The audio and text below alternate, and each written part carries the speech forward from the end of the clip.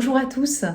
Alors voilà une vidéo parce que c'est la fin de l'été, on va dire, c'est certainement la rentrée pour beaucoup d'entre vous à partir de lundi. Peut-être qu'il y en a qui vont refaire des réunions pour recommencer à bosser, il y en a qui vont peut-être commencer le lundi suivant, mais souvent la rentrée des classes c'est plutôt par là.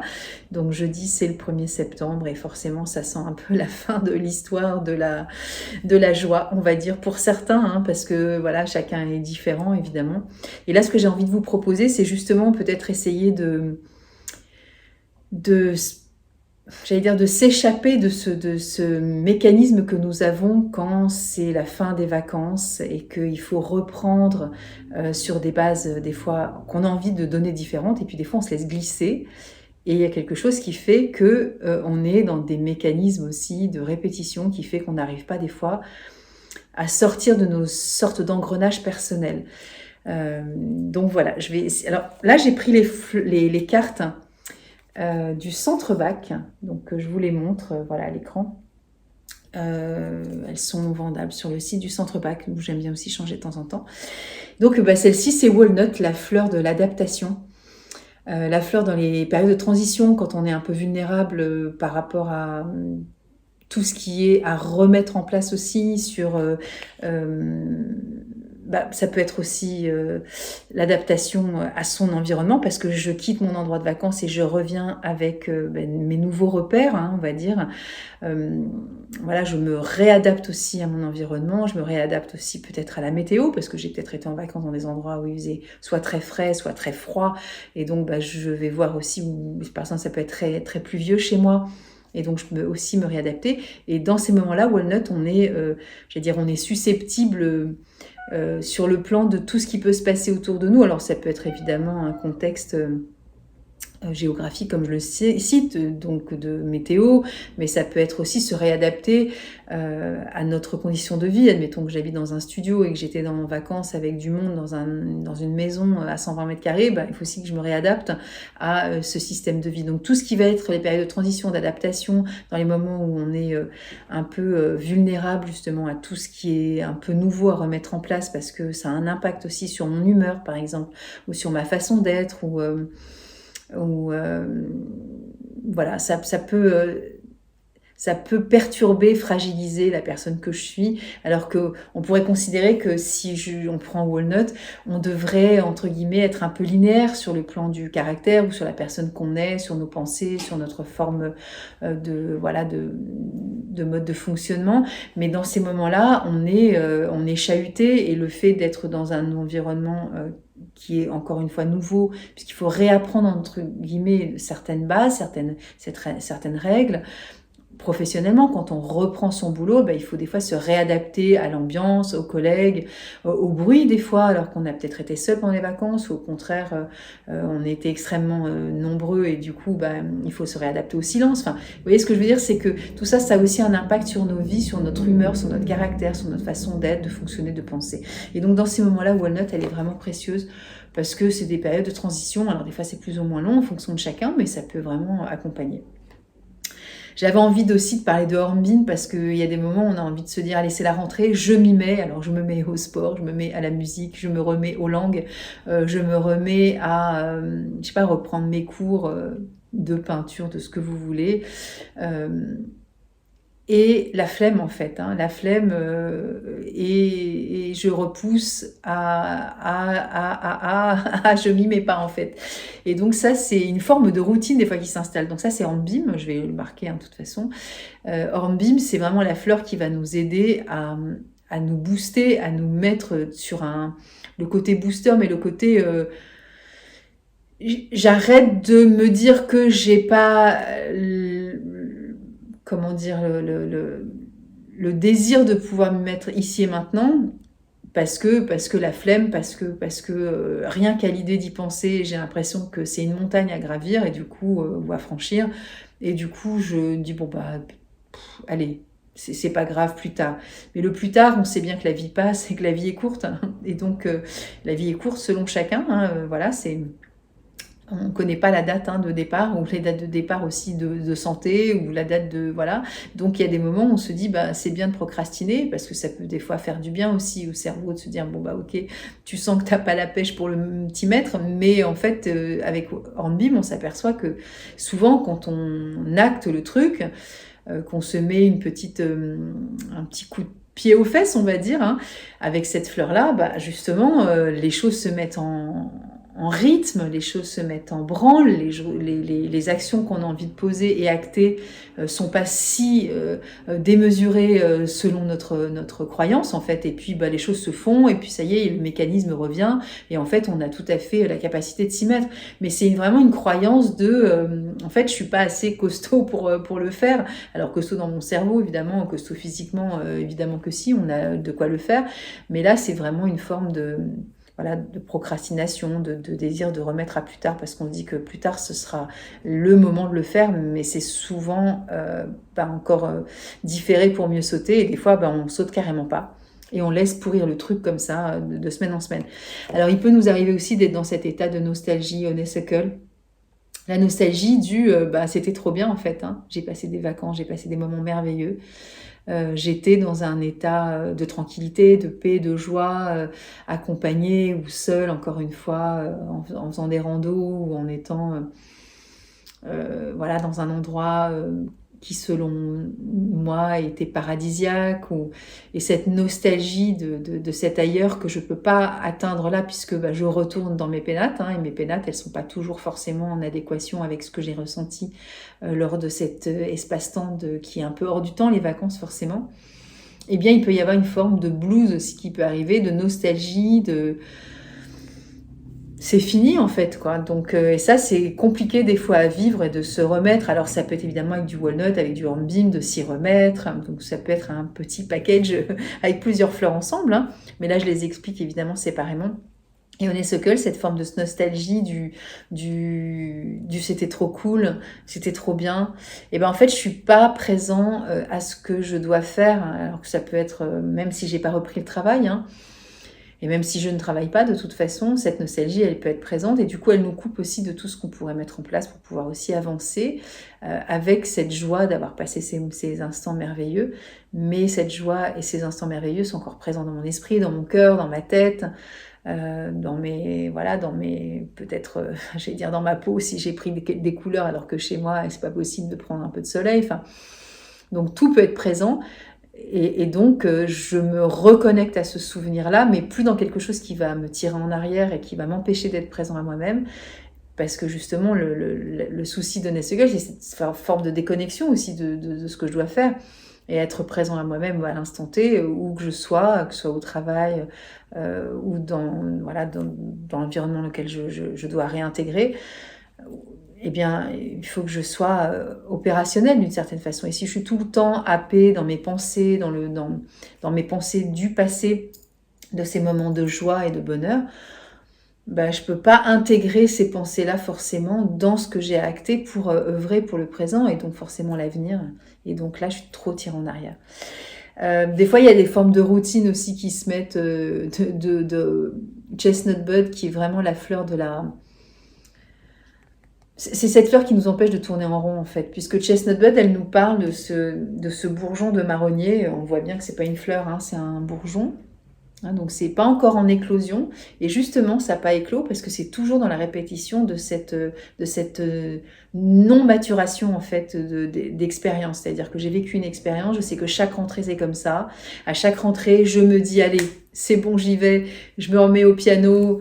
Je me mets au patin roulette, ou je me remets à la peinture, ou je peins, je sais pas, à la pièce d'à côté, ou je ne sais quoi, où je vais faire du bénévolat dans une assoce, etc. Et à chaque rentrée, je me fais piéger. À chaque fois, je me dis, c'est pas possible, il y a 1 an qui s'est passé, et il s'est toujours rien passé dans ma vie, en fait. Et j'ai l'impression de faire du surplace, parce que je m'étais donné comme objectif d'atteindre ce que j'avais envie de faire pour pouvoir justement peut-être même reprendre des études ou voilà, alors ça peut être aussi des étudiants qui regardent ces vidéos, mais il y a cette forme aussi de laisser aller dans le côté, en fait, j'ai pas acquis la connaissance de tout ce que j'ai pu vivre depuis un an, par exemple, hein, puisque là on va parler du mois de septembre, c'est la rentrée, mais évidemment que Chestnut Bud, elle s'adresse à toutes les périodes de l'année, et y a pas de, c'est pas que la rentrée des classes, ou la rentrée du reprise du travail. Mais là, on est sur cette forme de non-acquisition de l'expérience de ce qui s'est produit sur les 360 derniers jours, en fait, 365 derniers jours. Et c'est dommage parce qu'il y a cette forme de frustration qui fait que, bah, en fait, je suis la même personne à l'instant T, un an après, je répète toujours la même façon de fonctionner face à mes objectifs, face à mes envies, face à mes désirs d'évoluer, par exemple, ou face à mes désirs de changer des choses dans ma vie.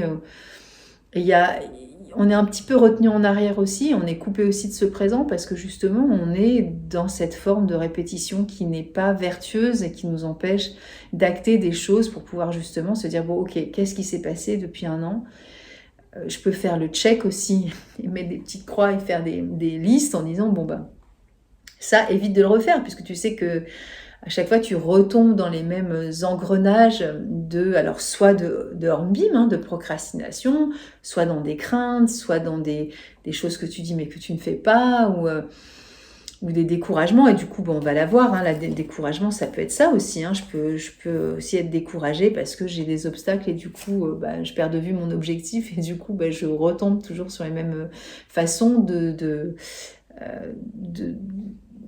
pas passer l'épreuve entre guillemets parce que ça se produit pas comme je le souhaite et du coup c'est Gentiane qui me tire aussi en arrière parce qu'il y a cette forme d'incertitude, de doute, de se dire bon est-ce que ça vaut vraiment le coup parce que finalement tout ce que j'ai entrepris même si je l'ai entrepris en septembre, en octobre, en novembre, finalement j'ai entre guillemets vécu quelques déboires et du coup ça me tire en arrière et ces déboires là je les ai pris comme acquis en disant je sais pas si ça vaut vraiment le coup de continuer et du coup après je peux retomber sur une boucle de Chestnut Bud et là ça se répète et je me dis voilà ça fait un an c'était pareil ou il y a 10 mois ou il y a 11 mois vous savez ça peut être aussi des fois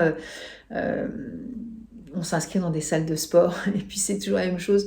On paye des abonnements sur un an et puis au bout de 3 mois, on s'arrête parce qu'on est découragé, parce qu'on sait ceci, parce que c'est cela. Et du coup, on se dit, à quoi bon recommencer toujours la même chose finalement? Alors ça, c'est du Chestnut Bud. Et puis, le découragement, c'est aussi peut-être de ne pas avoir de résultats immédiats, par exemple, hein, sur notre tonicité, sur notre capacité à pouvoir persévérer aussi sur notre désir de s'inscrire jusqu'au bout, en fait. Hein. Donc voilà, et après, ça peut être même carrément des mécanismes de non-intérêt total sur ce qui se passe dans ma vie entre le 1er septembre, si tant est que ce soit la date, évidemment, jusqu'au 1er août, parce que je sais qu'au 1er août, je pars en vacances, et donc ma vie n'a aucun intérêt entre le 1er septembre et le 1er août. Et je m'en fous, en fait. Alors que je fasse du sport ou pas, je reprenne le piano ou pas, que je peigne la pièce d'à côté ou pas, que je me fasse un truc avec l'association, etc. Enfin, voilà. Et là, on est vraiment dans le non-intérêt pour le présent, avec cette forme de... ça m'est complètement égal. Alors, on dit que la fleur Wild Rose parle de ce côté... de se laisser aussi glisser sur les événements de la vie et on prend pas part avec intérêt à ce qui pourrait justement nous donner cette impulsion de vie, de joie, de participation et de pétillement aussi, à faire des choses aussi et donc de s'intéresser à ce qu'on fait.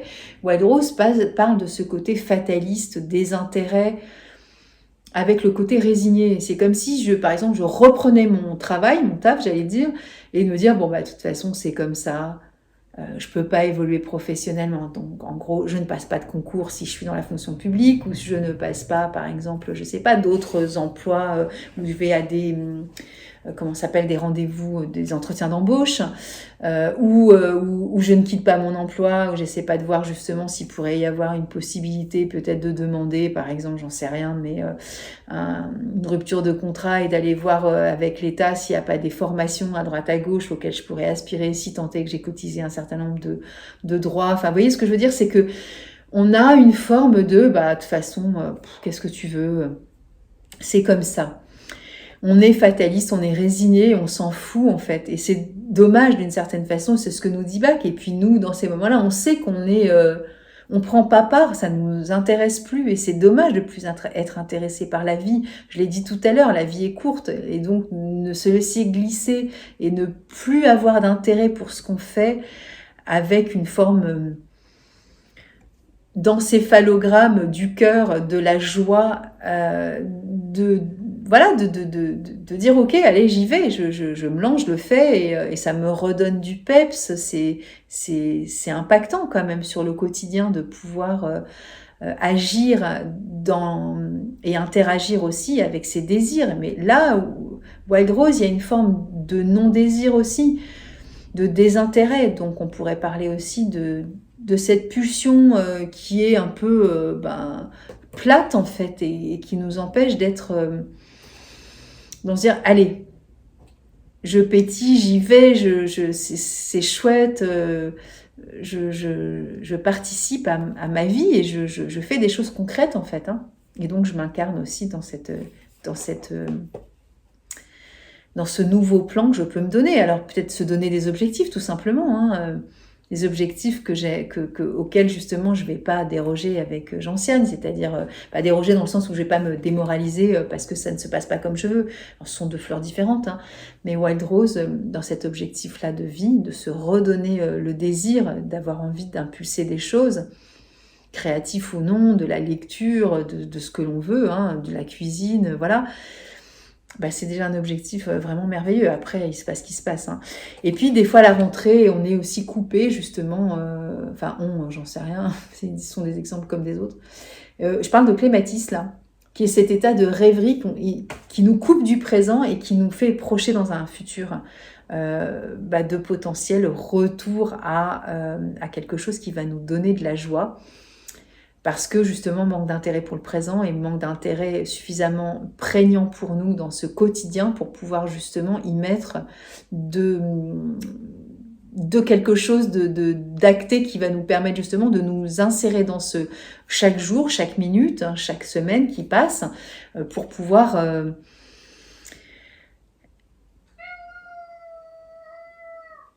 apparemment Oumel est d'accord, qui va pouvoir nous aider à prendre corps, à prendre chair dans cette réalité.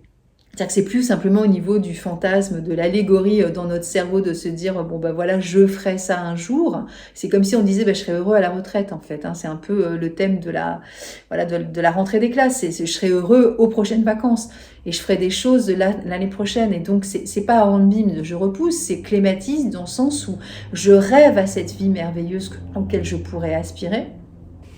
Alors voilà, merveilleuse à travers tout ce que j'ai cité précédemment. Ça peut être tout et n'importe quoi, il n'y a pas d'exemple concret, hein. Mais je fais rien concrètement pour acter ce rêve en fait. Ça reste qu'au stade du rêve et de la rêverie, de l'échappatoire, du fantasme des fois aussi, de se mettre à faire quelque chose mais qu'on ne fait pas. Et qu'on ne fait pas parce qu'on a l'impression qu'on n'a pas l'énergie pour le faire, mais on ne le fait pas parce qu'on est bien dans ses rêves en fait. Et on se noie et on se conforte dans l'imaginaire de ce que nous procure cette joie, de cette pensée qui est construite avec cet idéal de vie. Mais stop en fait, on n'y va pas.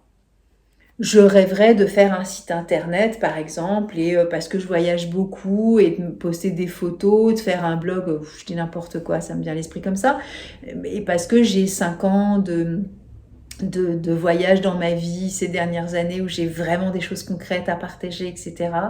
Et que j'ai un axe de communication avec les photos qui est vraiment intéressante. Et donc ça pourrait peut-être susciter de l'intérêt pour moi parce que dans mon taf par exemple, justement c'est un peu compliqué et c'est un échappatoire aussi, des fois d'avoir des rêves c'est merveilleux. Et du coup au lieu de m'enquiquiner le soir et de je ne sais quoi, je pourrais me dire allez ce soir je m'y mets, ou je me mets par exemple un programme de vie à me dire allez de, je sais pas, 6h30 à 7h30, 2 fois par semaine, voilà, j'apprends avec des tutos, etc. Et je vais essayer de voir comment on fait un site et combien ça pourrait me coûter, si je peux commencer à mettre mes photos ou faire un blog, enfin voilà, vous voyez ce que je veux dire. Mais là, c'est concret en fait, c'est plus de la rêverie, c'est je fais quelque chose et je m'y mets. Et Clématis nous propose vraiment d'acter les choses. Donc ça, c'est quand même une notion qui peut être intéressante pour la rentrée. Bon, après, j'avais mis celle-là aussi, Gorse, c'est au-delà de Gentiane, c'est-à-dire que là, on est vraiment sur le côté, j'y crois plus, hein, de toute façon. Il peut rien se passer pour moi d'ici l'année prochaine et les vacances. Voilà, je les aurai l'année prochaine, mais c'est foutu en fait. C'est comme si ma vie là n'avait pas de sens et du coup, bon bah, il y a rien qui puisse en fait changer la situation pour moi.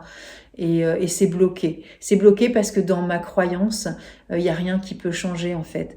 Même si on me dit, allez regarde, tel site c'est super facile à faire, regarde, t'as des, je sais pas moi, des façons de faire qui sont super faciles à mettre en place, regarde tel et tel lien, je t'envoie ça, je t'accompagne, ouais ok si tu veux, mais bon, c'est pas ça qui va changer ma vie de faire un site sur le voyage par exemple. Vous voyez, il y a le côté défaitiste foutu qui a un état d'esprit très négatif et qui pense que de toute façon, il n'y a rien qui peut l'aider. Donc il va se morfondre aussi dans cette incertitude et ce manque aussi d'appétence aussi à avoir des perspectives qui pourraient s'ouvrir aussi pour lui en actant aussi des choses, en disant bon allez, fais-le, tu vas voir, et même si les résultats ne sont pas, comment dire, là ou à la hauteur de ce que tu pourrais ambitionner, même si tu as subi un revers et que c'est compliqué pour toi de mettre quelque chose en place, bah, accroche-toi. Ça vaut le coup parce qu'il peut aussi se passer des choses pour toi.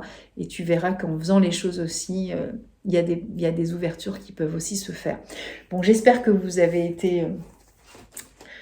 voilà, peut-être capté par ces, je compte le nombre 3 et 3, 6, 7, 8, 9 fleurs. Non, il n'y en a pas 9, il y en a 8. Je vais mettre les titres et puis ben voilà, dimanche prochain. Et je vous souhaite évidemment une bonne rentrée. Et puis si vous pouvez vous faire accompagner par les fleurs de bac, vous savez que je fais des entretiens à distance, donc en visio pour pouvoir vous accompagner, en présentiel évidemment aussi. Et puis j'ai toujours les lives que je fais, que je poste sur Instagram, qui vous permet évidemment de voir un petit peu les mêmes fleurs sous d'autres contextes, hein, parce que c'est toujours les mêmes. Les 38 resteront les 38 fleurs plus le rescue. Et puis voilà, vous pouvez aussi télécharger le PDF pour voilà, vous accompagner. Il y a plein de liens, vous savez, sur mon site, c'est pareil, il y a beaucoup de choses. Et puis il y a les formations que je fais évidemment pour vous accompagner à être autonome, à comprendre le système des fleurs de bac. Et puis vous verrez que si vous allez au-delà du simplement je regarde les vidéos, mais vous passez le cap, alors peut-être en écoutant quelques audios de la playlist sur les témoignages d'une étudiante qui témoigne sur le stage en visio ou en présentiel, eh bien ça vous donnera certainement d'autres compréhensions aussi de ce que je viens de citer sur les fleurs, parce que c'est évidemment en expérimentant ces propres fleurs-là sur son quotidien que l'on comprend le sens de ce que peut représenter les fleurs de bac, mais pas que, parce qu'il y a aussi de la philosophie, et les fleurs de bac, c'est pas que de l'émotionnel, c'est aussi tout un système de pensée, de croyance et de perception aussi de qui nous sommes, de comment s'orchestre la vie, et à travers ces 38 fleurs, évidemment, on a 38 clés pour nous découvrir et nous comprendre, et donc aller vers les autres aussi avec ces clés, ces compréhensions. Donc voilà, à plus tard.